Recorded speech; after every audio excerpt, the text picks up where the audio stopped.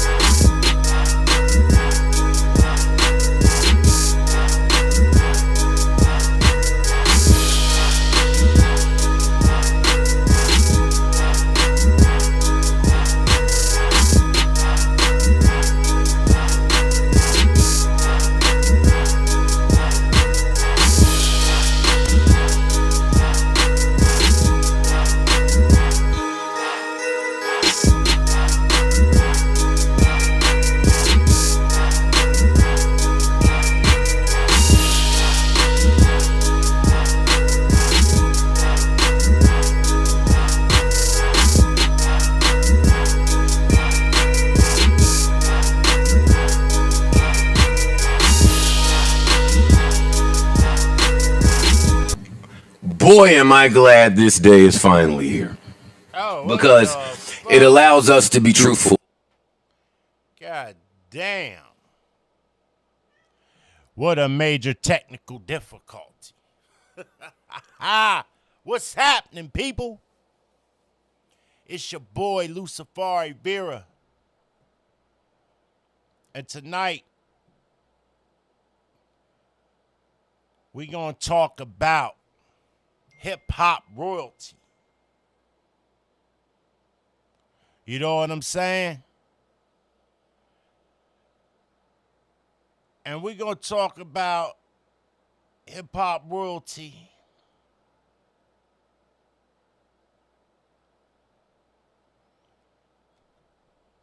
sorry about that. We're going to talk about hip-hop royalty in the aspect of the history of hip-hop. We ain't talking about niggas that of the last 10 years. There ain't really rappers in the last 10 years that is going to be in the top 20. I don't know. There may be one or two. I don't know. That's a tough one to do. Because you got a long, long line of niggas to step over to try and say somebody's the greatest. Other than the obvious GOATs. Now, if I was to do this show the right way, I would give you these greatest rappers and also play you verses. But we know how that copyright shit be. You know what I'm saying? That copyright shit be a motherfucker. It's kind of like not fair. Like, why can't we get on live and kick it with music that we paying for? You know what I'm saying? With our subscriptions and shit. You know what I mean? Like, got so many damn subscriptions for entertainment and shit. Why the fuck can't we entertain with others? Shit don't make no sense to me. Everybody always want to throw a copyright. So we just going to talk about it. I'm not even going to go as far as to put pictures up. This is talk television. This is talk podcasting. You know what I'm saying? And we're going to have a couple things said. I got a couple clips I want to play to back up my argument on why someone is not in my top 20 greatest hip-hop artists. Now, let's get one thing clear. I'm a hip-hop nerd. I am hip-hop. Let me say that again. I am hip-hop. In fact, I was a little mad today, and I was going to start this show off with a little beat of mine that I made for a song I got coming up. You know what I'm saying? And I was just about to go in on somebody that kind of ruffled my feathers. You know what I'm saying? But after talking to my nigga, I said, nah, I ain't gonna do that. That's not necessary at this time. But don't think it can't happen. Because I make my own beats. Because I ain't getting no more copyrights over music when that's what I do. The beginning of this show is a beat of mine. Just a beat I put together real quick so we can have some music. Without somebody saying, hey, copyright. I did the same thing for my Body Cam podcast, Police Body Cam. I put one of our own songs from our label on my beat with one of my artists at the time. A song we composed, engineered, produced, and did the whole thing too. But I was going light into a nigga ass tonight. Ooh, was I going light into a nigga ass tonight? Yo, because like James Brown said, I'm mad.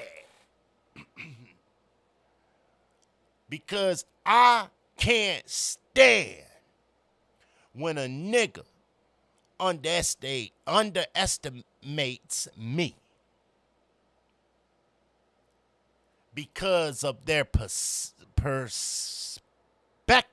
of me. When they don't know shit about me. They don't know my life, but they know their life. And they think their life or whatever the fuck they done did in it qualifies them to say something about someone else's life. Like, nigga, you don't know what I done did. I done did enough to where I wouldn't even tell you what I done did. Shit, niggas get life sentences. Long jail sentences. Handed down to you in a few short minutes. Shout out to Mos Def. But yeah, I had the beat ready. Just a taste of just the beat.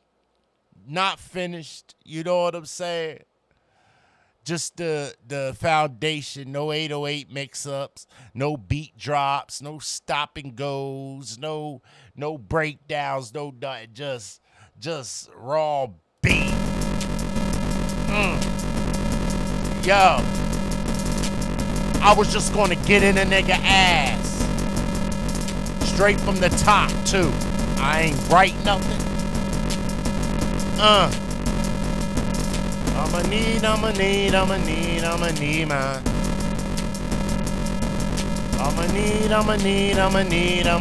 mine. I want my motherfucking money.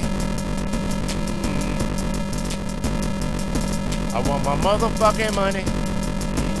Yeah. Yo, niggas think they, ooh, I was gonna go in on this, niggas. Yo, it was gonna be on.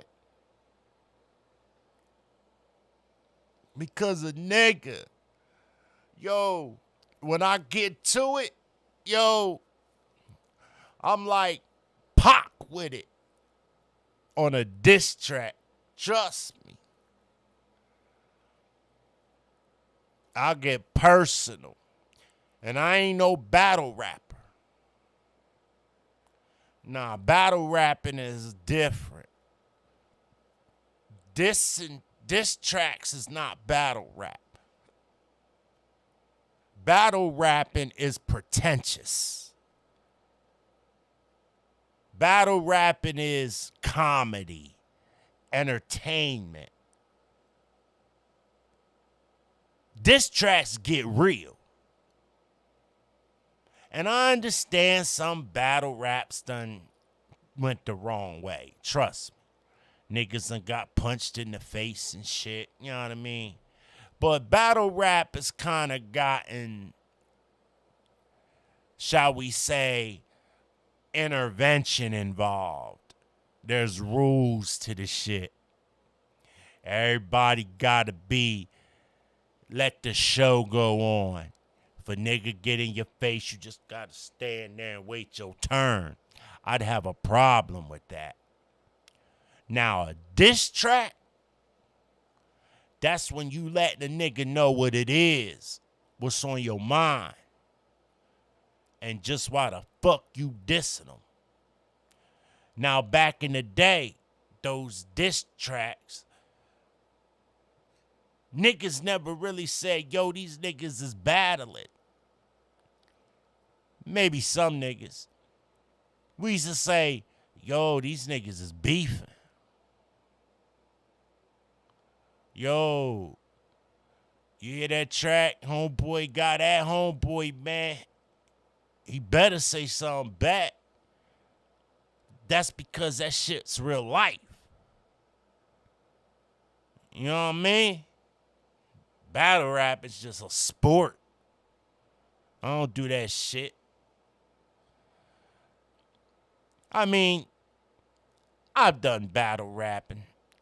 You know, it seemed like after 8 Mile dropped, everybody wanted to start battle raps all over the place. And it's funny, the battle raps were always going down in the clubs, in the clubs that the white boys owned. They'd have a whole bunch of niggas in there battle rapping and shit. And I used to compete in it. You know what I'm saying? Shout out to my nigga Zuck. You know what I'm saying? Mansfield, Ohio. It was me, Zuck, and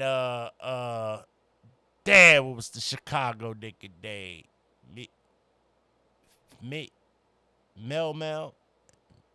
Mel, some shit like that. Yeah, I think it was Mel, something like that. But we were the 3 finalists. Me and Zuck got him out of there quick. Now, I got in there because there was this white boy that niggas just was letting him chew him. But he was biting rhymes. And me being the hip-hop nerd, I'm hearing bars that sounded real familiar. And I'm like, hold up.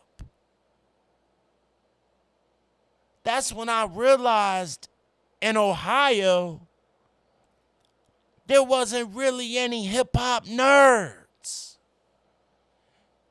And when I say hip-hop nerds, I'm talking about niggas that came from hip-hop culture. Niggas that would get a tape and love that bitch so much, rewind that bitch so many times to hear a line a nigga said. That tape pop in that spot, you pull that tape out, you tie the tiniest knot in that motherfucker just so it could play again and it'll just in that one spot. Man, we used to play our tapes till the tape popped. CDs wasn't no better, man. CDs was cool because it was easy to rewind and go to the next track. Digital was alright for that. But, man, them CDs got scratched up, man, and they were just pointless. There used to be this spot in Mansfield, though. It's the only place I seen one, but I'm sure they were all over the place. But I was living in Mansfield at the time. And they had CD scratch removal. And I was like, what? I had all these old CDs of my shits. And they used to charge like, I think it was 50 cents. Yeah, 50 cents to get the scratching off your CDs and they'd work again. Because they used to be like, yeah, that's just a clear layer over top of the actual CD. And you can, I was like, what, like turning down rotors? He ain't know what the fuck I was talking about. He was like, I was like, never mind. And, you know what I'm saying? And so I came in there. I had like 20 CDs. I was like, man, I bet you don't get these to work. Put them in the machine. You could hear it go. Put them all back. He gave me back all my machines. It cost me like $10. And I'm looking at the back of all of them, and there ain't one scratch on none of them. Actually, there was one he gave me back, and he said the scratch went into the actual, it went deep, it went through the clear coat, and it actually scraped the digital. And I was like, well, that's obviously what's going to happen to all these. I'm going to give you this $10, but if I get out to my car and these CDs don't play, I'm coming back in, nigga. He's like, they'll play. I get out there, I pop them in. Sure enough, my CDs was back. I was like, yo, this shit genius. that shit had me so motherfucking happy. God damn. But now we just stream. We ain't got to worry about none of that shit no more. We ain't got to buy no one CD. All we got to do is type in a name and get every song the motherfucker made. Even the niggas way back. Everybody's on Apple Music. Everybody's on YouTube. You know, I remember when YouTube was just about music videos. Now it's just about music. It's another music streaming platform. But you can make a video and put it on there. I remember Vivo. But I don't know if it's as fun as how we used to have to watch videos. Because we used to have to anticipate our shit. We put on BT, you know what I mean, Rap City. We put on motherfucking MTV Raps, MTV, VH1. I was one of them niggas that watched VH1 because I like all music genres. But then, and you would just wait and hope they played your shit. You know? And then they came out with this shit called The Box. The Box was the shit. The jukebox. But they just called it The Box. That's where there was a 900 number you could call. And many of us got our asses torn in by our parents if they had that 900 block. Because you just call that 900 number and punch in the number of your video you wanted to watch. That was like the wave of the future. But us niggas that had 900 blocks, we would just sit there and at the bottom, numbers would pop up and you would see what number someone typed in and you knew which video was your shit and you knew what number it was. And you be there every time you see a number like, oh, that's not my shit. But that's the shit though. And then you see your number, you get hyped. Like, oh, my shit about to come on. Somebody chose my shit. You know what I'm saying? Like, yo, The Box. Yo, shout out to The Box. If you don't know nothing about The Box, nigga, at the time and place and era, it was that shit. We're all my hip-hop nerds that know what's up. Yeah, nigga. But throughout this process, there's been a whole lot of greatness. Now, when I talk about the GOAT and other GOATs, let me break down what I mean by that. There's only one GOAT. But in my eyes, it's so unfair that it's like Jimi Hendrix with the guitar. He's God.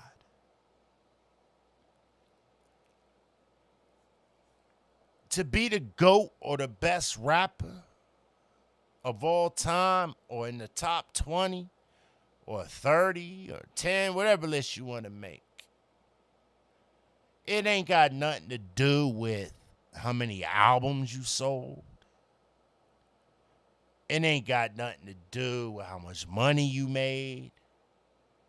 It ain't got nothing to do with your business and how good you were. Or if your record label got over on you. If you weren't mainstream and only the niggas knew about you. Because that's where most of your greatest rappers are. Most of your greatest rappers were already there before hip-hop crossed over. Hell, they're the reason it crossed over. Now, I give Eminem credit for crossing it over a little more. You know, but Eminem didn't really cross over hip hop to a white audience as much as he crossed hip hop over to give white people a voice and a chance at rapping. Y'all understand the difference there? Because hip hop was already crossed over by the time Eminem came along. Hell, Puff Daddy did more to cross over hip hop than Eminem did. Tupac did more to cross over hip hop than Eminem did. So, when I say crossover, I'm talking about him giving white boys the courage to say, hey, maybe I could do this too. Because I would keep it real with you. Vanilla Ice didn't cut it. You know, and here's the crazy thing. When I was a kid, and still to this day, my favorite singer is Freddie Mercury,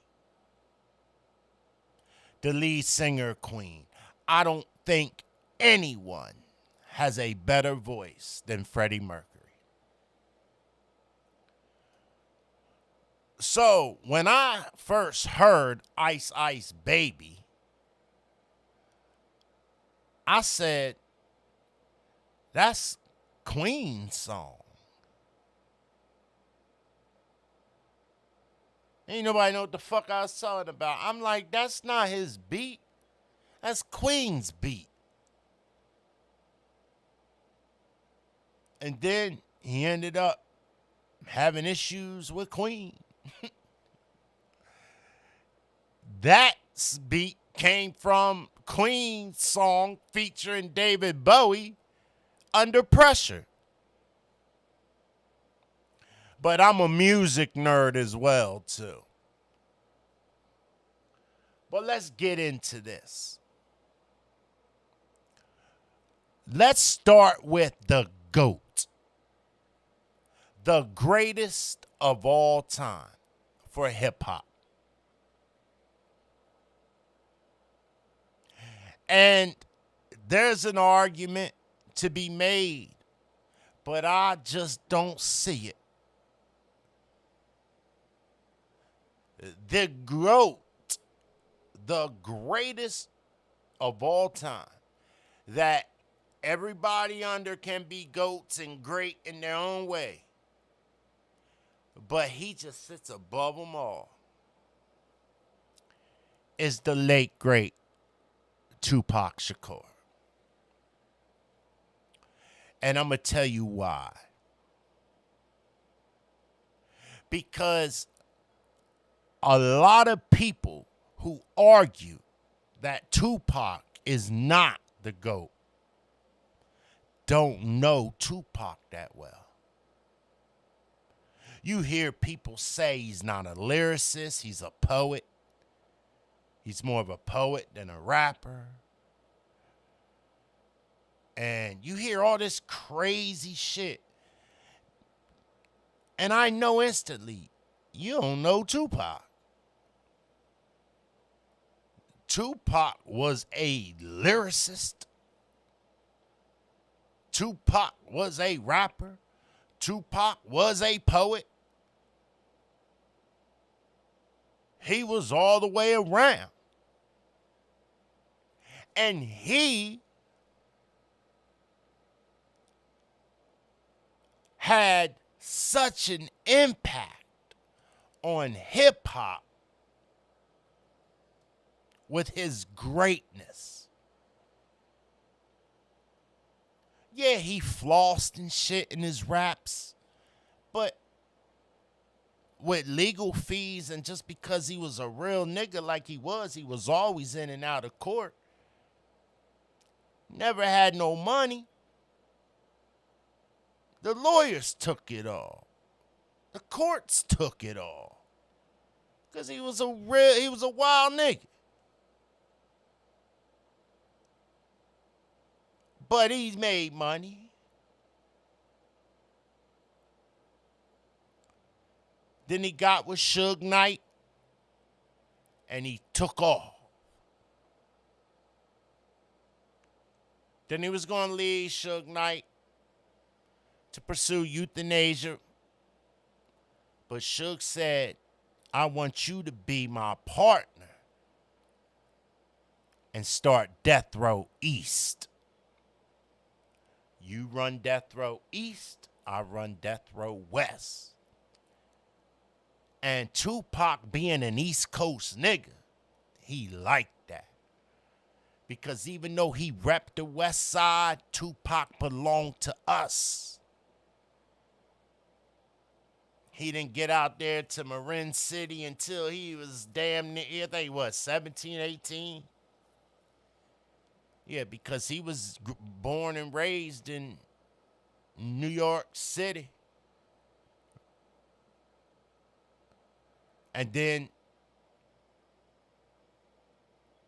because of connections that his mother had, Afeni Shakur being the influential person she was, sent him to go to the School of Art in Baltimore.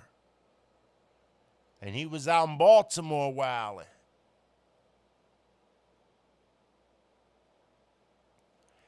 And from Baltimore, after the arrest of Mutula Shakur, they went to L.A., Marin City, Oakland, then ultimately L.A. Tupac went to L.A. But to say Tupac ain't a lyricist, you don't understand his wordplay. He was vicious.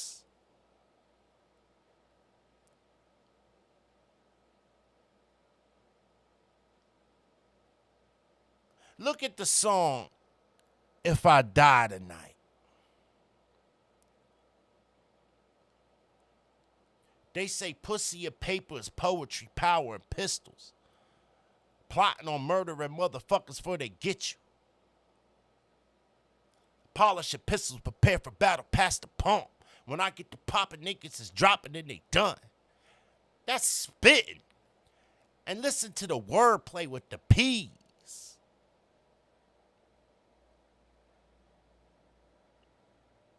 Go through his catalog. Only Fear of Death.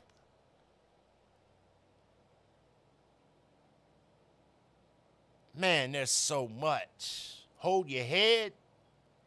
I ain't talking about keep your head up, even though that's the shit. But that's more like poetical Pac. I'm talking about Hold Your Head from the Machiavelli album.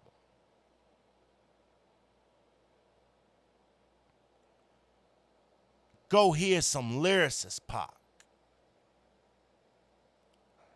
And the Are You Still Down album.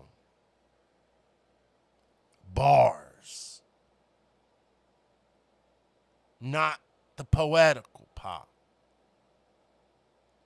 The GOAT. Number one, Tupac Shakur. Number two, gotta go to the illest. I always say Tupac is the greatest and Biggie is the illest.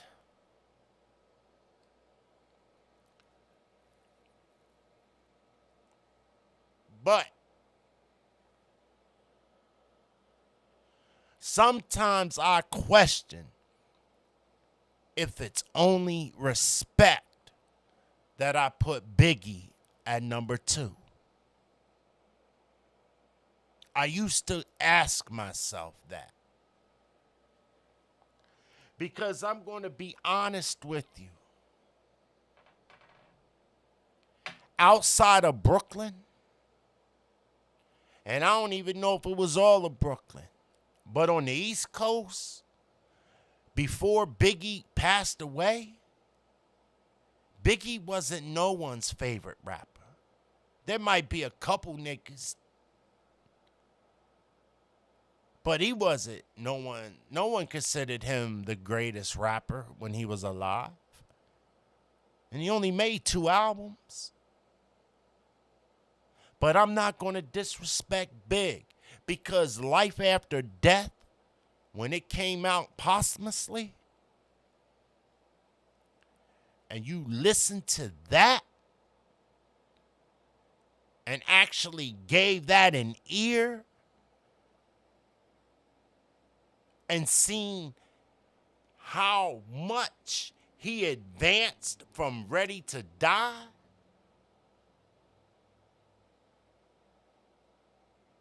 no, it's not just respect that I put him at number 2. Biggie was the illest, man. You gotta hear him. You gotta hear him. Because Nas was my favorite. And I still fumble around in my head if Biggie should be over Nas. Who the fuck can flow like Nas? With the wordplay, with the vocabulary, with the correctness and the things he would say would just be so off the charts. You know, I can remember when he came out and he dropped Halftime. That was that shit. Off the Illmatic album. The first release was Halftime. Okay. This nigga's nice. But you want to know when niggas was like, yo, this cat is ill. When he released, It Ain't Hard to Tell. Stop it. It ain't hard to tell. I excel and prevail. The mic is contact that I attract clientele. What? The mic's the contract that I attract clientele. My mic check is life or death, breathing a sniper's breath. I exhale the yellow smoke of Buddha through righteous steps, deep like the shining, spark 'em like a diamond, sneak a Uzi on the Allen in my army jacket lining, hit the earth like a comet invasion. Nas is like the average intimidation, half man, half amazing. Stop him when he's finished. And that's from his first album. That's what he gave us. And then when you listen to New York, the first one, then him and AZ on Life's a Bitch, and then Whose World Is This? The world is yours. I sip the Don P watching Gandhi till I'm charged. I'm writing in my book of rhymes all the words past the margin. Come on, man. Like a throbbing mechanical movement, understandable smooth shit that murder was moved with. The thief's theme, plenty at night, they don't act right. The fiend of hip hop has got me stuck like a crack pipe. Sorry. Gotta reconsider. Nas goes to number 2. I'm sorry, big fans. I just can't do it. But I could spit big lyrics too that could get me like that. All right, let's get back to that. Let's call them to a tie. Can we do that? Can we accept that? The top 3, 2 are tied at number 2.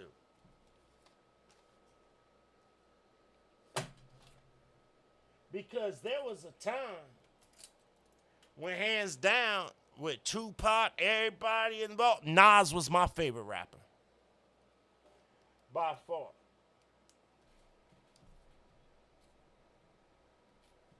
But without a doubt, we definitely gonna sit here and say, who's the best? Pac, Nas, and Big. That's your top 3. Now we're gonna get controversial. Because now is where I got a top 20, but it gets hard to put some of them in order. But I'm going to try my best too. At number 4,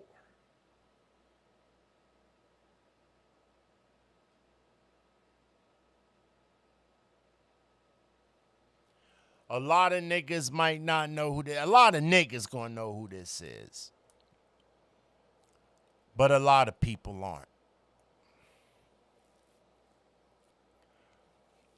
At number 4, I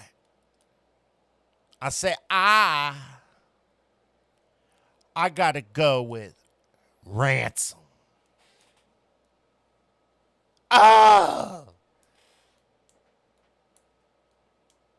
They said that the fire was gone, but it never left.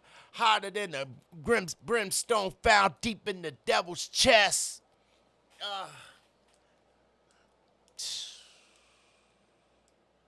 I'm perfectly chiseled from cast iron. I worship the scriptures and blast iron. Like, yo, that nigga. The booth is my solid tomb. This is church for me. You shouldn't even exist on the same earth as me. Set 'em straight to Mercury for trying to spit a verse at me. Man, come on, man. Can't eat no, what? That shit ain't meat on the table. Can't eat no rice with this. Bar after bar. Listen to Ransom. And how he goes in. Now, I don't want somebody to go on and look at a new Ransom song.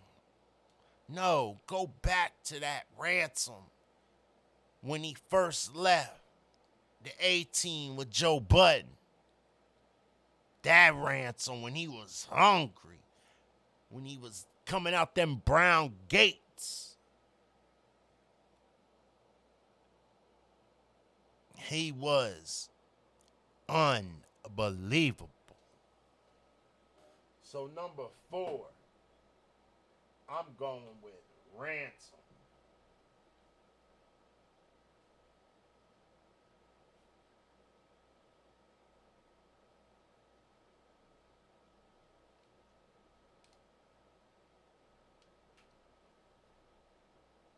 Now, number 5. This shit starts to get hard, man. Because at any time I could go back in this list after the top 3 and be like, I don't know, this nigga should be there. There's so many.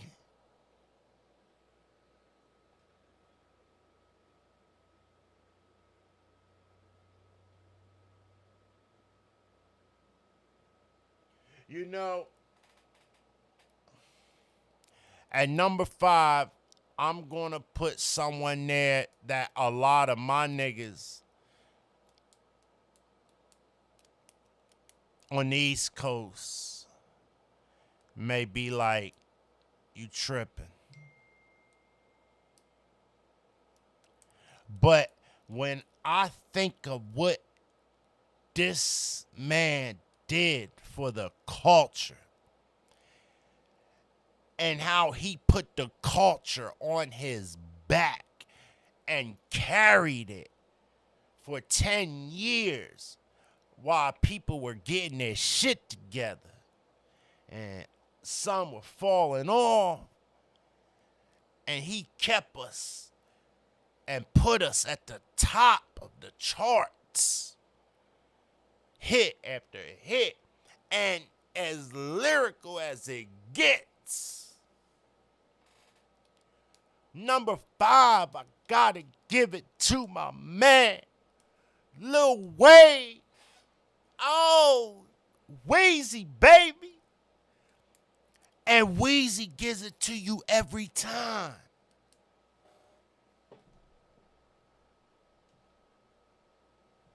I gotta go with Wayne at number 5. Just who's carried hip hop on their back like Lil Wayne with bars? Just think of Money on My Mind.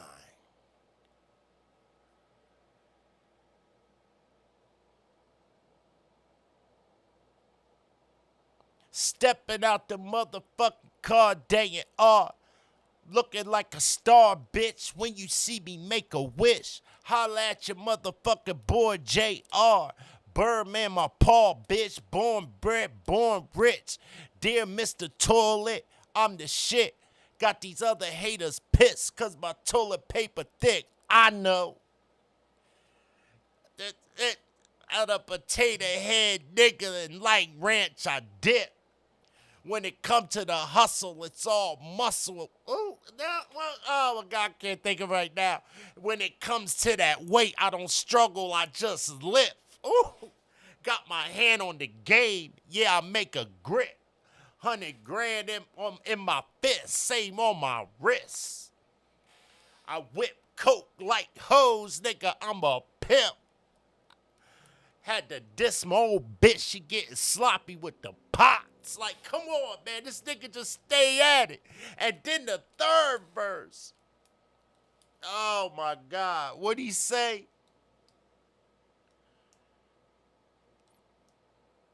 He twisted up, trying to get some pussy out of.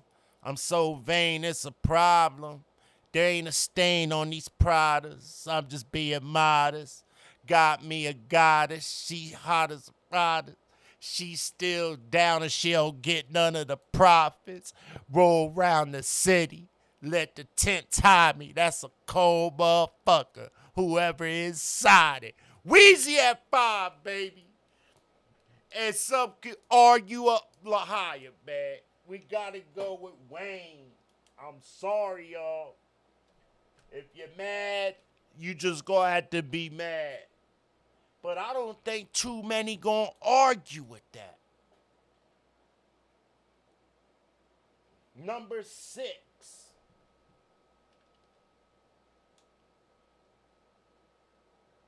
Now, this is where it gets to, I don't care about platinum records or anything. I'm talking about just great rappers.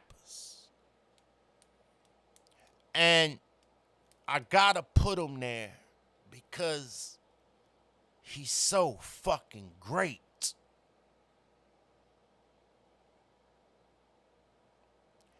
And number 6 is going to the one and only. Aha! Jadakiss, baby. Come on now. Y'all know Jadakiss been spitting that ill shit from the beginning. Stop it.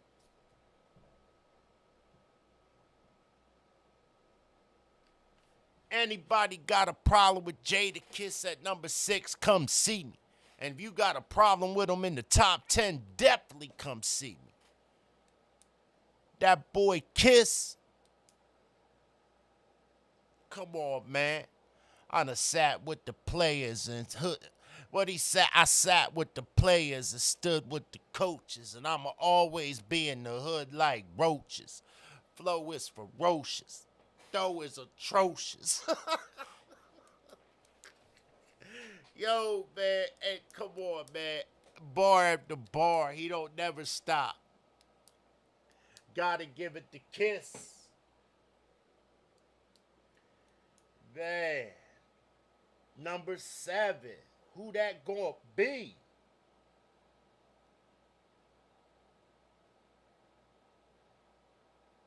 It's getting hard.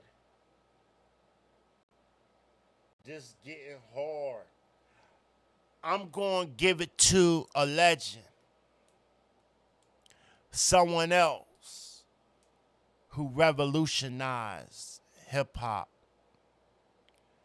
that is unlike anyone else. And you notice so far in this top 10, every rapper, there's no one else like them. If they are, they a straight copy. But this rapper has had many platinum albums. Probably more than most. He might be, I don't know, I have to look it up. He might be the most platinum album and #1 songs and shit. But we gotta give it to him posthumously. I must say, DMX. You niggas want it, you gotta come and get it, nigga. We with it. All you gotta do is say it, baby. Yes. Number 7. DMX.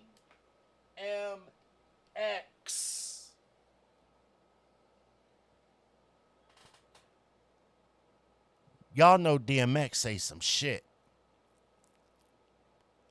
in his own way. And it all hits you here.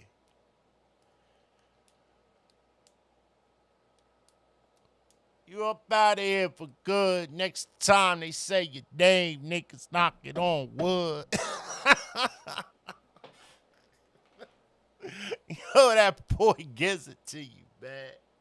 Yes, number 7, DMX. And I'm telling you, we just going through the top 10 right now. You know what I'm saying? Yo, I wouldn't mind if there was other cats that got on this show. You know what I'm saying? And do a continuation of the greatest rappers and start a thing where everybody gets in. Could pull them in on the podcast and they could give their perspectives or where they disagree, and it could be a debate. But my list, I can't change it, man. I don't think, and as I go on, I don't think I'm going to be able to change it. Maybe some order. But the 20 gonna stay the 20, man. Number 8. We going back. We going back to who influenced all these rappers. The first real gangster rapper. The legend. Yes, the legend. And I'm going to put him over another legend of his time, which can be argued. But number 8 is going to none other than Cool G Rap. Nigga on the run. That nigga on the run. Ill Street Blues, baby. 4, 5, 6. Nobody fucking with Cool G, man. And you can move Cool G anywhere up this ladder.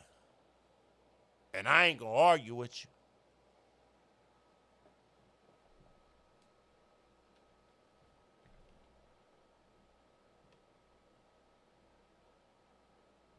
Yes, Cool G rap. Number 9. This is getting interesting, ain't it?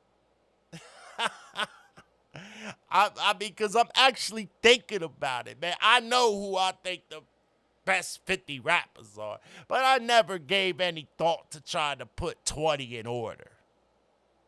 You know what I'm saying? And let me tell you something about top 20. That's not, no matter where you are in the top 20, that is no disrespect at all to be mentioned in the top 20 rappers of all time. I don't care where you fall at. That's hip hop royalty. Them niggas should have big ass crowns on them heads.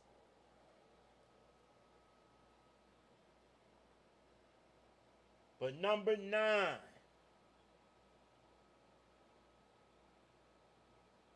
Ah.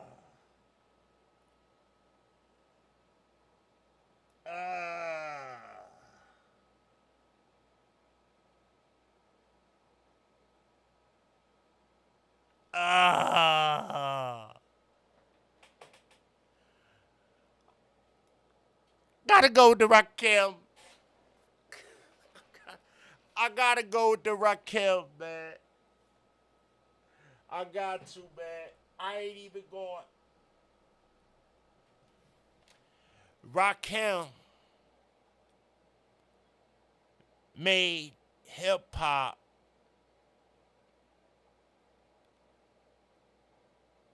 gangster, but smooth at the same time. Like, he was the Nino Brown of hip hop. That swag. But was a lyrical assassin. And you gotta understand, these niggas was devouring lyrics in the 80s. Destroying shit in the 80s.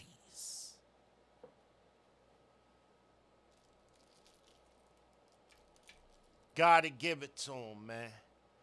Anybody got a problem with the top 10 so far? You don't know nothing about hip hop. Now, number 10 gonna be hard because I got like 7 niggas that I'm stuck with. But I think I know who I'm gonna go with.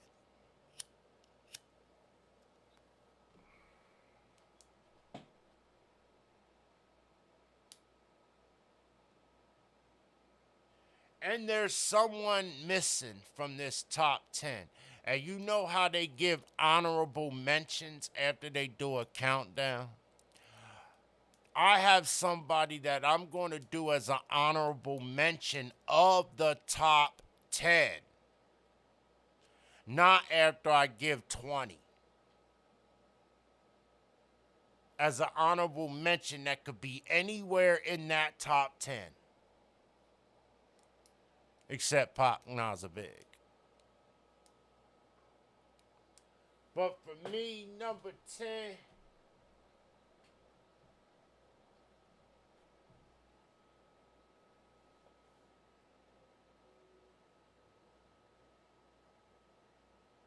Oh, man. I almost want to take that honorable mention and put him at number 10. But he's not a better lyricist. And also, not a better lyricist than the next 10. But the top 10's going all the way around. Lyricist, delivery, impact on the culture, what they meant to the people, our people. So yes, that honorable mention I'm going to put at number 10. And then I'm going to take the other one and make him the honorable mention to where you could put him anywhere in the top 10 as well. Number 10 is going to Ladies Love Cool James.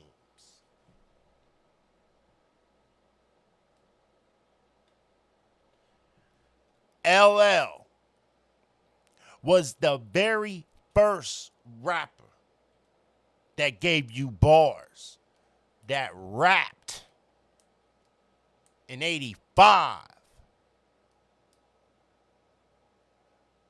Didn't just rhyme words.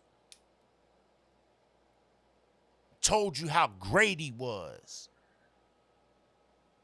My radio, believe me, I like it loud. I'm the man with the box that can rock the crowd. Walking down the street with my hardcore beat while my JVCs vibrate the concrete. I'm sorry if you can't understand, but I need a radio inside my hand. Don't mean to offend other citizens, but I kick my volume way past 10.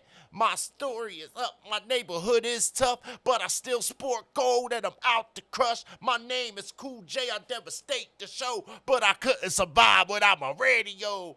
I'll stop, I go all day. I'm bad. Come on, man. LL was relevant in the 2000s. It came out in 85. And he was still putting out number one records through the golden age of hip hop. In the 90s, LL was still relevant in the top. Rhymes of the month in the source for 30 years. Or did he say 20 years? I thought he said 30 years. I shot you. But who I wanted to put at number 10 and make LL the honorable mention. I'm just going to continue this as 20. Damn the honorable mention. He's just going to kick off the next 10. But this rapper can be put in the top 10 very easily. And this is a debate that I could say, yeah, he should be there. No, each 10's getting an honorable mention that should be in there. And the honorable mention for the top 10 is none other than the one and only Black Thought.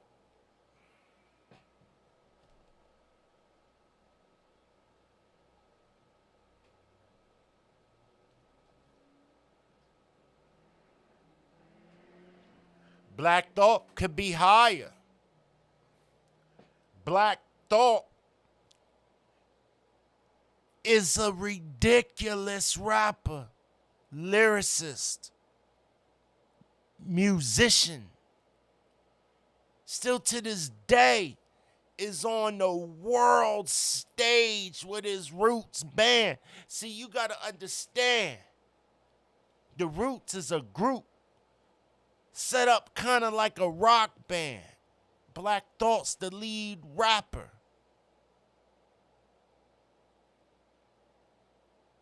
You know what I'm saying? And he always delivered the illest bars.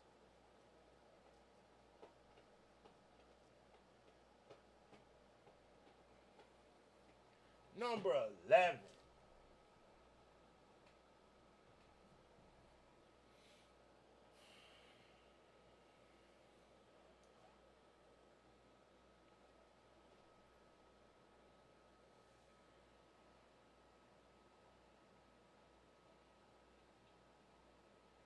These two rappers go hand in hand. It's hard to put one over the other. It really is hard to put one over the other.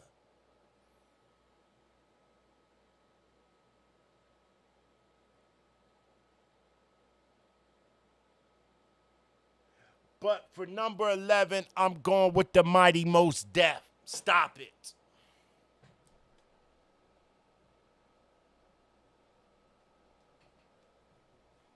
I'm going with the Mighty Most Def. And I'm going to follow him up with the very lyrical and poetical, bar spitting Talib Kweli.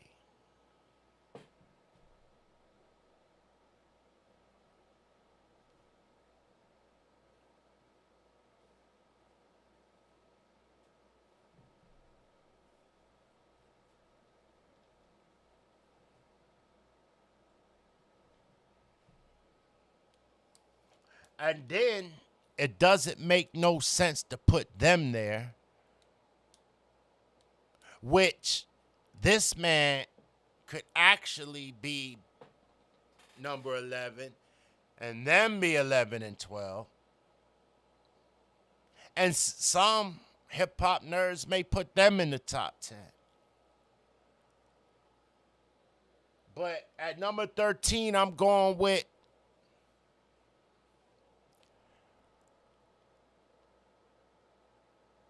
you know what?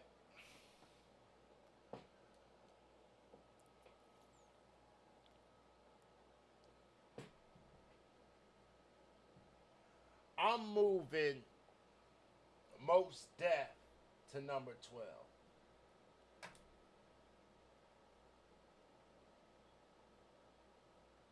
And Talib Kweli to number 13. Because, I'm sorry, I can't put this man after them. I just can't. Common sense says to put him before him. And that is common sense. Now goes by common.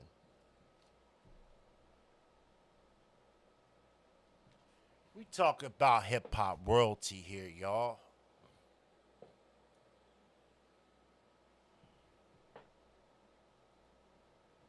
You ever just see?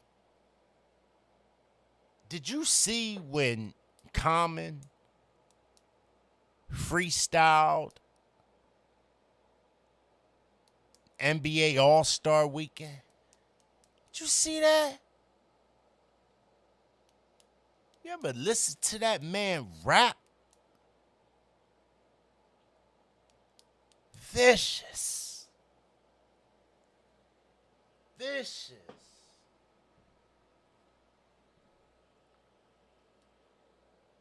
Now, this is where I'm going to get some, this is where I'm going to get niggas like hating. Because who I'm going to put at 14.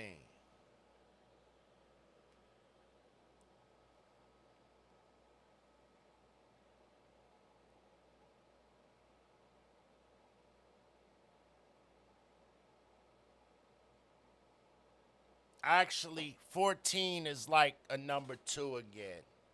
They're tied. But we're going with 20 rappers, so we're only going to end up with 18 rappers in the top 20. So that's probably going to leave room to put a couple more in. But at number 14 is going to be no other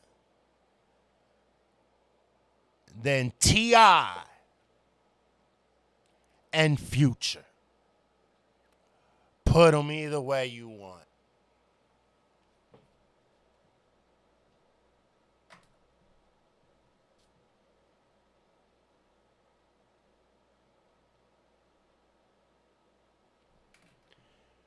We talking about impact on the culture, y'all.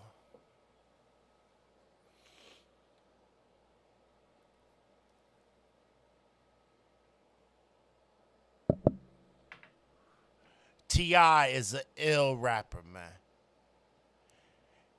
He got a flow unlike no other. And his difference comes from because he's from Atlanta, but he spent his summers in New York City. I think his dad lived in New York. So he got the East Coast and the South mixed into one. I think that's where he gets his uniqueness from. And then Future. Future changed the game. Future kind of took the torch from Lil Wayne and let Lil Wayne chill because Lil Wayne was putting in too much work for too long that Future was like, I'm coming. And I knew Future was coming for him before y'all did.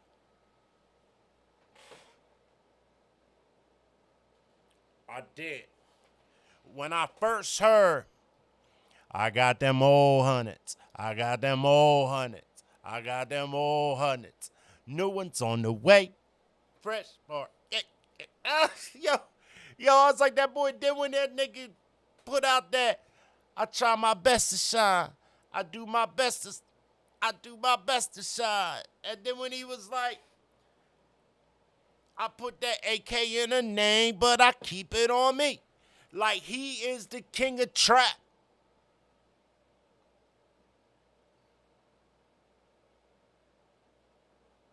But there's a rapper that personally, if I was to be personal, I would put before them because I like him better. But he ain't do for the culture like they did. But he did change the culture. Who is really the king of trap. So, at number 15, we going with none other. This is why I said it's so hard to organize them by greatness once you get down here. And some of these people you could put in the 10, man. It makes me sick. But I'm going with none other than the snowman himself, Young Jeezy.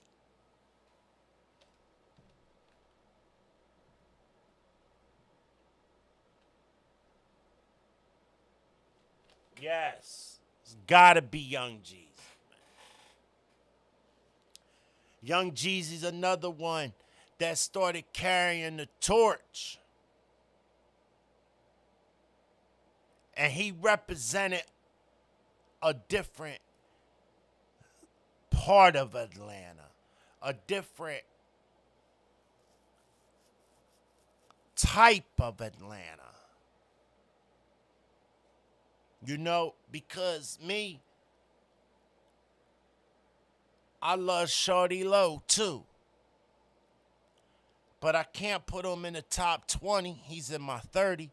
But I can't put him in the top 20 just because he don't have as many songs. But he got like 5 or 6 songs to me that are just fabulous. Dun dun dun dun dun dun it all, dun dun it all, dun dun it all. He's like, boy, you a fool. 100,000 these red monkey jeans, so fresh, so clean. Y'all be that Shorty Low. But I didn't rock with all of his mixtapes like I rocked with a lot of his other music. But I rocked with it. I love Shorty Low. Rest his soul. He's in my top 20. I mean, he's in my top 30. But he's one of my rappers. But Young Jeezy at 15. Number 16. And this is, again, somebody who done something for a culture and a rapper that I love to listen to.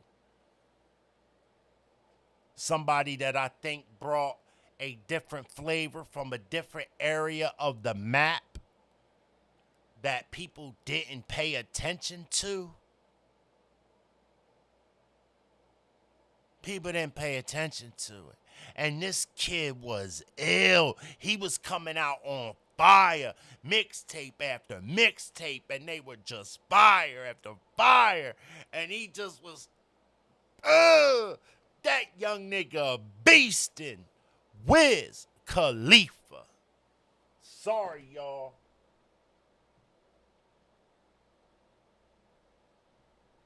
I'm sorry. Y'all don't like my list, make your own. But I'm going by being there from the start of hip hop.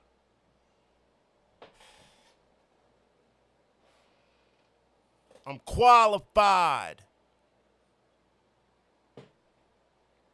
And Wiz Khalifa, honestly,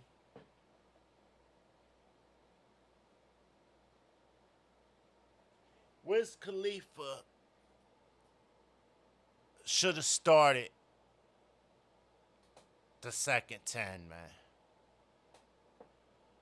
I feel like I'm tripping now with Wiz Khalifa at 16.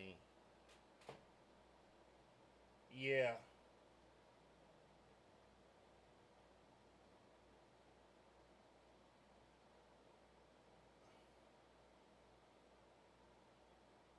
Yeah, I'm tripping at 16. We gonna put Wiz Khalifa at number 11.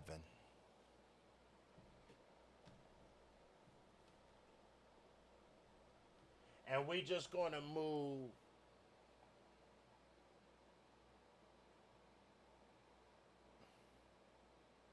and we gonna take T.I. and Young Jeezy. Nah. We just gonna move Wiz Khalifa and just move them on down.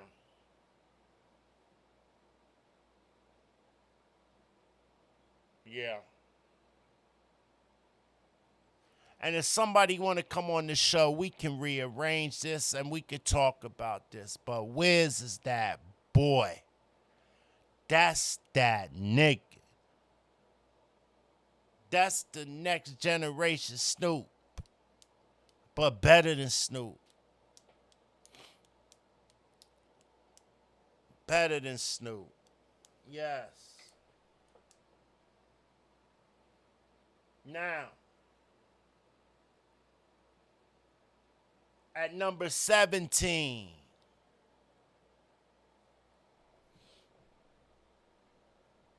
this is a lyrical assassin, y'all. Every time he gets on the mic, he's just mesmerizing with his ability to flow.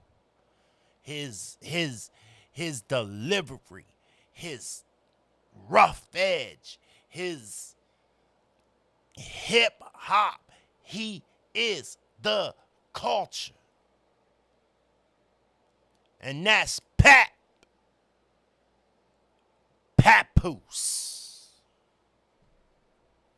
Hate it or love me, man, I don't care.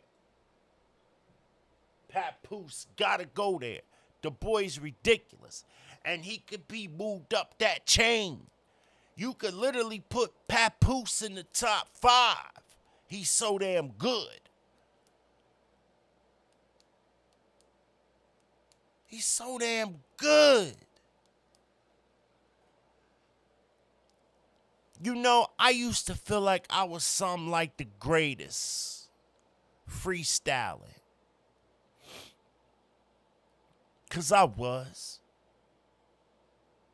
Back when I smoked weed, man, couldn't nobody touch me, man. I could freestyle, and you would think I wrote that shit, and I'd give you 200 bars of straight, clean shit. That shit niggas want to hear. You know what I'm saying? Like, it was just, I was like that. I was really like that. You know what I'm saying? But I watched Papoose freestyle on the basement one time. And I said, damn. If he really just went off the top with that, I don't know if I could fuck with him.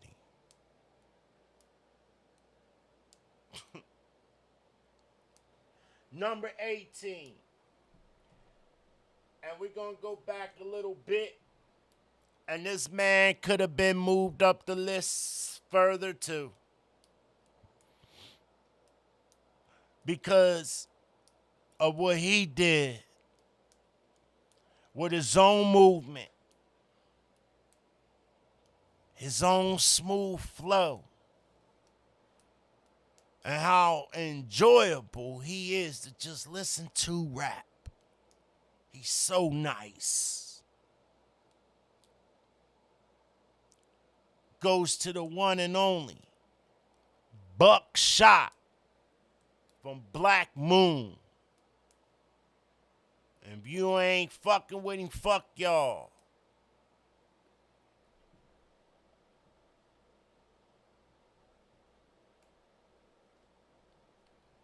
Yes, Buckshot.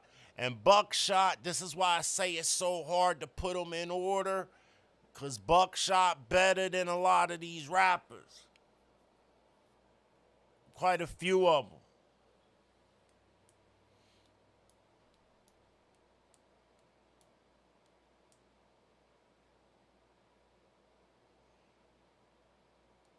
Now, in his heyday, when he first hit the scene, everybody said he was the greatest. Nobody ever heard anybody that could rap like this man. We knew every feature, every time he rapped, because when he dropped his first album, it went through the roof. Even though it really only had like 3 cuts on it that was like that. But he was so good on everything he touched that his first album didn't have to be like that. Because we already knew he was the best rapper. In fact, he featured on Biggie's Ready to Die. And on Ready to Die, we used to always go to that track just to hear M-E-T-H-O-D, man. You can't take greatness away because of longevity. Method Man was at one time the best rapper in the game. So we going with Method Man next.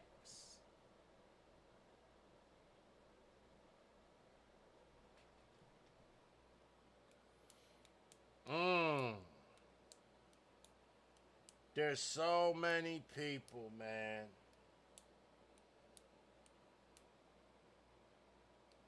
Who do I put at that last spot? Who do I give a crown to of hip-hop royalty for the last one? Because we're going to keep the tied ones there. We're giving 22 crowns out. We're giving 22 crowns out.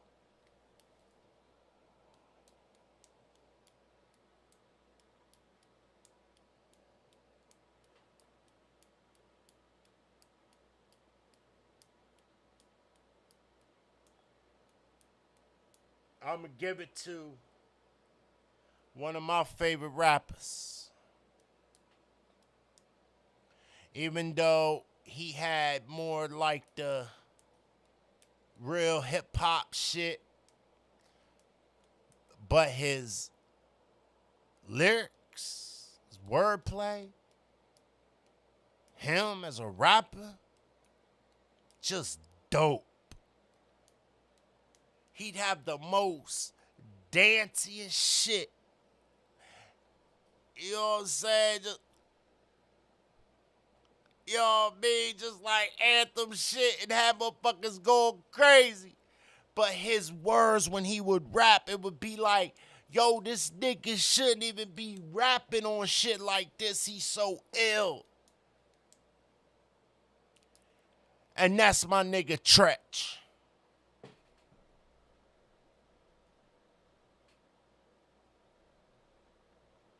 So there y'all have it.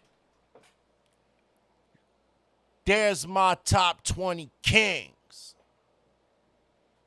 Now, we're not going to go to 30.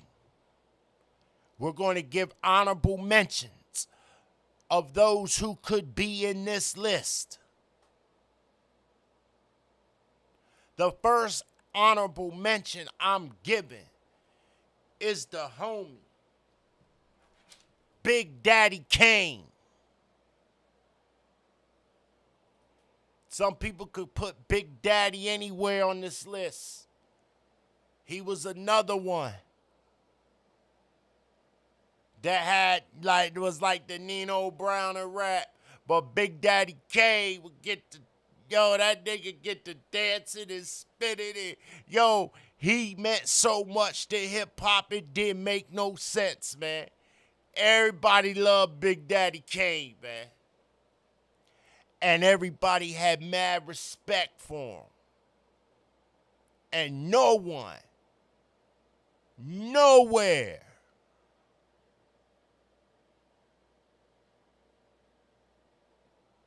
disrespected him.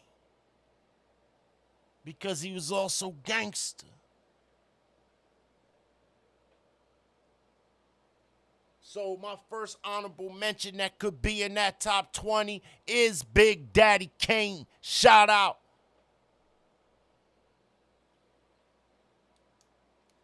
My next honorable mention. A lot of people don't see him like as a standout because he rapped in a group. And not the Wu-Tang to where they all stood out. Everybody viewed all these cats the same. But one of them was so lyrical, it didn't make no sense. And that honorable mention is going to Crazy Bone.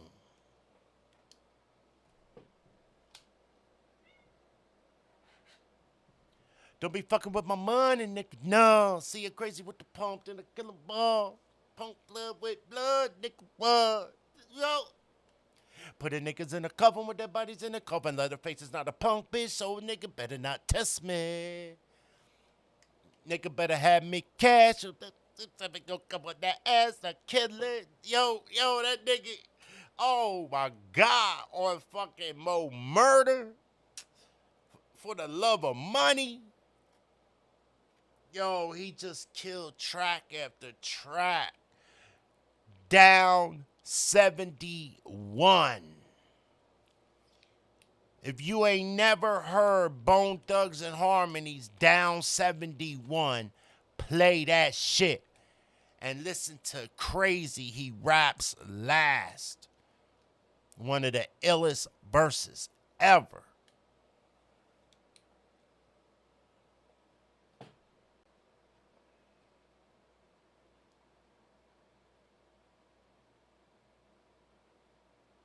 Man, another honorable mention.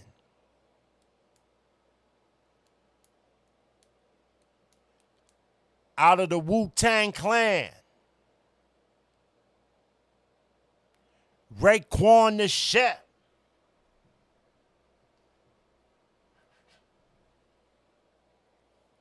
Yes, Raekwon was ill.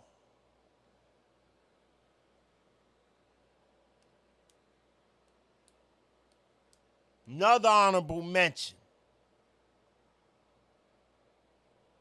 That boy Kendrick Lamar. Kendrick Lamar could be in that list, man. He can say some shit. Yo, when I first heard Money Trees, I was like, yo, this kid is dope. You know what I'm saying? That Money Trees was that shit, yo. That was. Another honorable mention.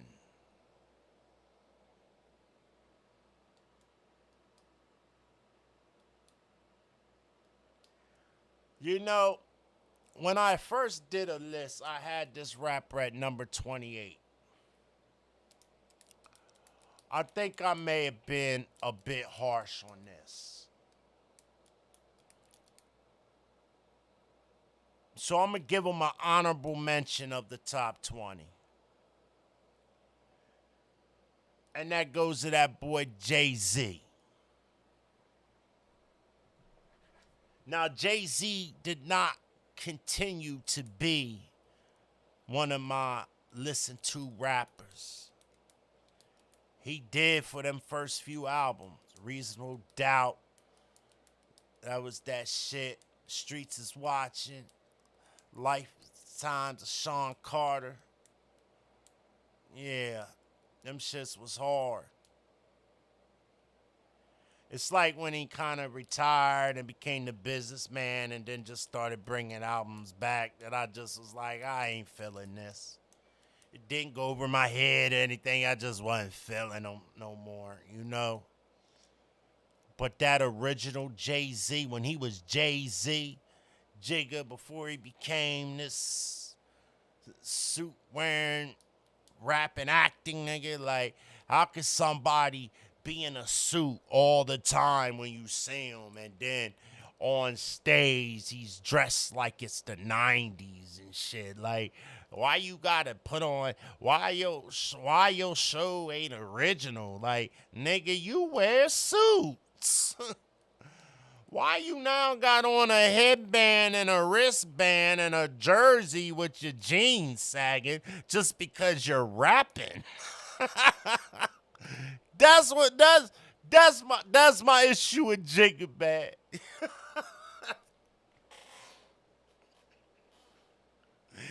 Like, come on, man. I just seen you on TV earlier today in a suit. Some crazy shit.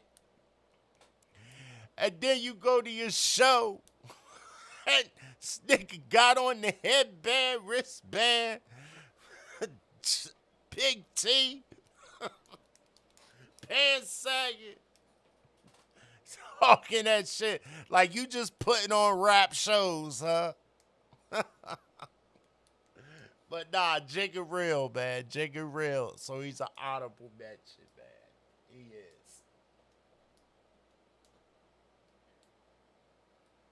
I'm gonna give another honorable mention.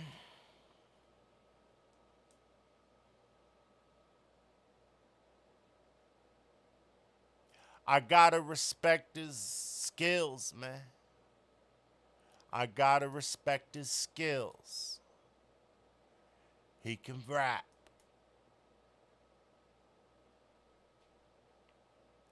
And that's gonna be J. Cole.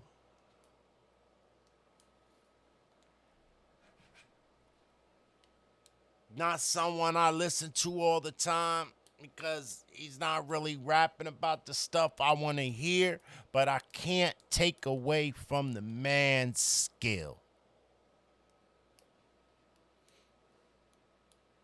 I just can't do it.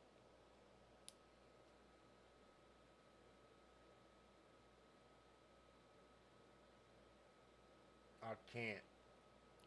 Another honorable mention. My boy, Nore, Nori, and Prodigy together. And Prodigy should be in my top 20 because I like Prodigy. I fucks with Prodigy like I do any, like lyrically. I fucks with Prodigy heavy. But I'm trying to be unbiased here and not just who I like to rock with the most, but who's really the best rappers. So how many honorable mentions we got? 1, 2, 3, 4, 5, 6, 7, 8. I'm going to give 2 more. And I'm done with it. 2 more honorable mentions and I'm done with it. Next honorable mention for the top 20. The Game. I know some gonna hate me for that and probably gonna say, oh, that's cause he blood. Nah. The Game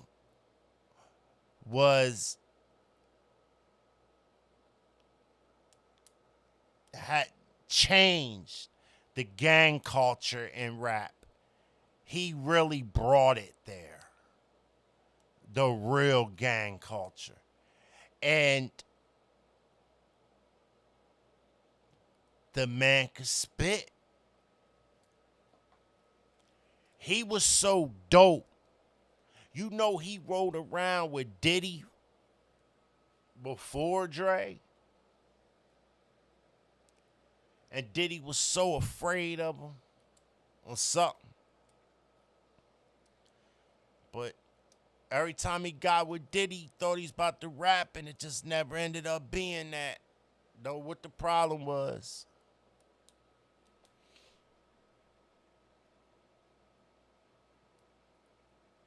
Now, I'm going to give this to a female. The last honorable mention. Out of all female rappers, I have never heard a female rapper as dope as this female rapper. Bars after bars after bars. Every time she raps, bars. Everything's on the same level. Top tier bars. She's vicious. And that is Young Ma, Young M.A. Got to. You know what I'm saying? Shout out to others, man. Shout out to my boy AZ. You know what I'm saying? AZ should be in there somewhere. You know what I mean? Shout out to Royce the 5'9". Nice. Shout out to Gucci Mane for the culture. You know what I'm saying? Shout out. They're worthy too. Now, let's get to the horse in the room. Because I know why a whole lot of y'all are saying, if you're watching this, you must have forgot. I promise you I did not forget no one. No one. I should have put Lil Herb in there. I should have put Dirk in there. Because I fucks with them and they nice. Especially old Lil Herb. Like, what were they? 5 minutes of hell, Lil Herb. Like, that nigga was vicious. You know what I'm saying? Like, he should be there.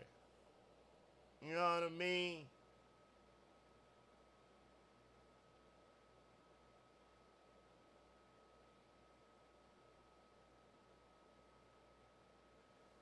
You know? And there's also gonna people give me hell for not putting KRS-One in there. But you know what? I just never rocked with KRS, man. I just couldn't do it, man.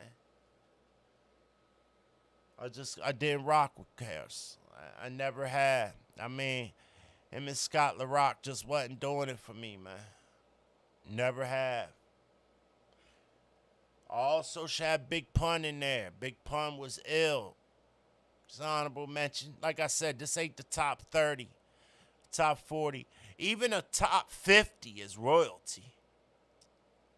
And all these cats would be in that. Even the one that y'all gonna say I'm tripping on would be in that. Maybe in the 30 to 40s. And that's Eminem. Eminem is not a greatest rapper. I'm sorry, y'all. Y'all can hate me for that. Eminem is a great rapper, but he does not belong in a top 20 list or even a top 30 list, in my opinion. There's too much history. There's too much greatness. There's too much to step over to say, yeah, Eminem goes there. And I'm going to say this. It wouldn't even be a question if Eminem was black. If Eminem was black, Eminem wouldn't even have had the career he had.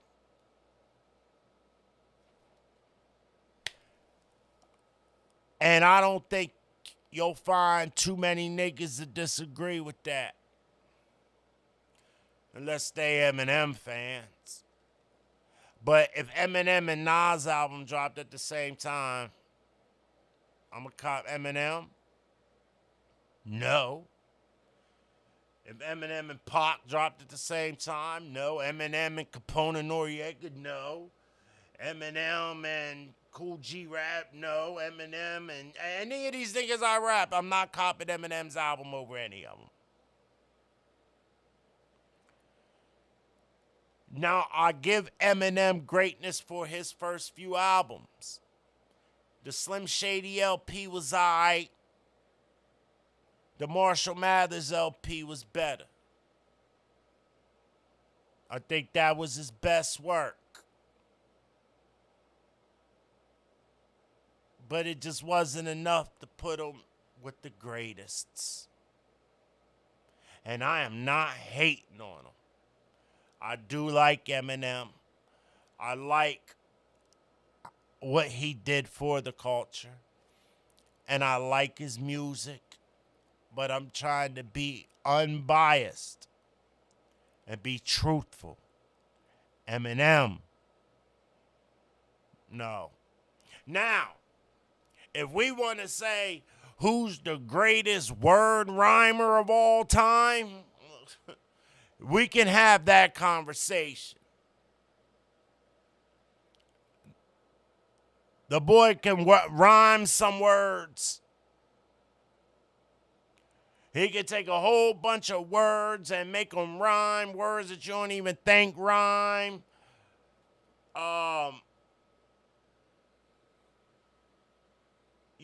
But he wasn't the first to do that. He was just the first to do it like so fast and like, you know what I mean? Like, you know what I mean? But nobody, why are these people texting me?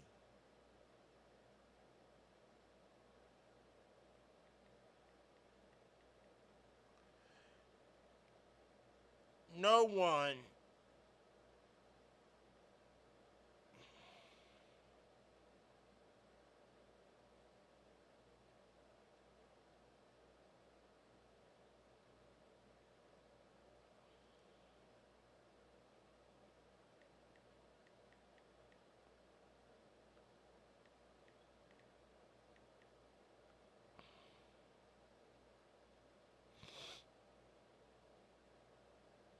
let me see something.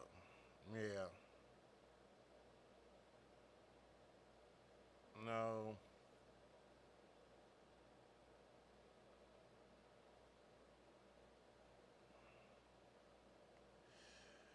Before Eminem, and these cats should be honorable mentions too, because they was dope.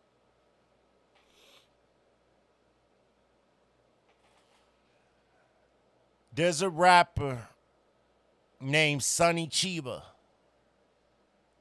Niggas know who he is. Camp Low, Gucci Sway, Sonny Chiba. This is it, what? Lucchini falling from the sky, let's get rich, what? Yeah. Don't give me your swing, I got mine and that's the thing. Y'all be Sonny Chiba spit full verses and none of his words rhymed. And he flowed. You didn't even realize he didn't rhyme unless you paid attention. He was that dope with words. But he had substance. I feel Eminem lacks substance. Now, the beginning Eminem, not so much. It was all substance. It was all from here, from the heart. And if he'd have stayed on that track, maybe he'd have made it to the top 20. But then he just became just a word rhymer with no substance. All the bending and growling, the Donald Trump freestyle,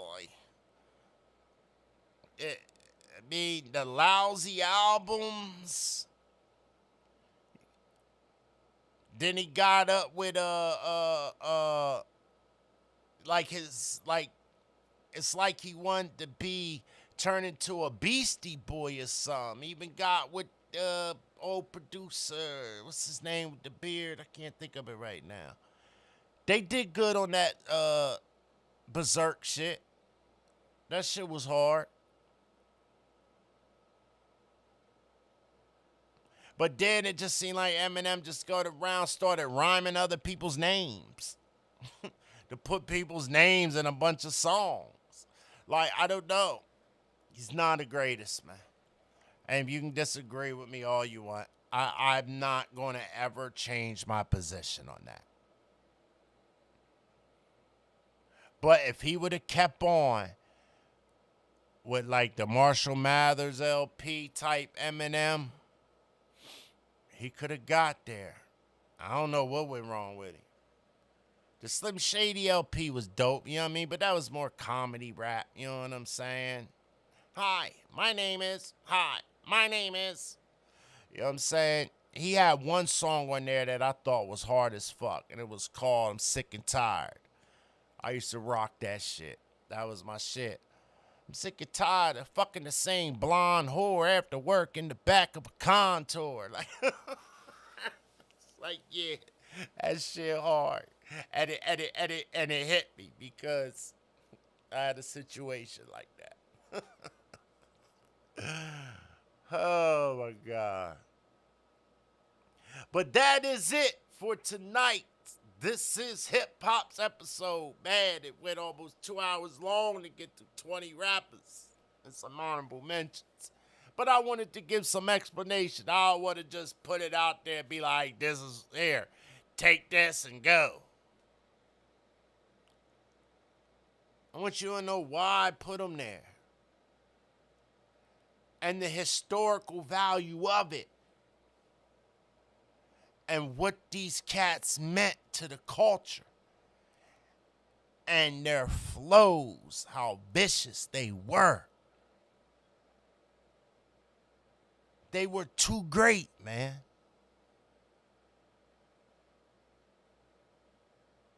They were all just too great to be putting people over them because they got hits now. You know what I'm saying? And if we to talk about new rappers, I could put a list together of like this new style of rap. You know what I'm saying? But they're not better than these guys. And I got new school rappers in here. But like, I could put I could put Kodak in here. Kodak be spitting. I love Kodak Black. I already mentioned Lil Dirt, Lil Herb. Yo, there's some of them Detroit rappers. Peasy, he nice. Old Rio, the young OG. You know what I mean? I fuck with him. Ty Glizzy, very lyrical. Nice. You know what I'm saying? The Detroit scene's nice. But we tell them the greatest of all time. And that's my list. Check it out. And if you want to get on the podcast and debate this, holla at me. I'll do it with anyone. Lunar love, blessed be y'all. And remember to always follow, like, subscribe to Lucifari Vera on Facebook, Instagram, TikTok, Lucifari Vera on YouTube. I think it's called Lucifari Vera's Reactions, but Lucifari Vera get you there. And have a blessed be night, y'all.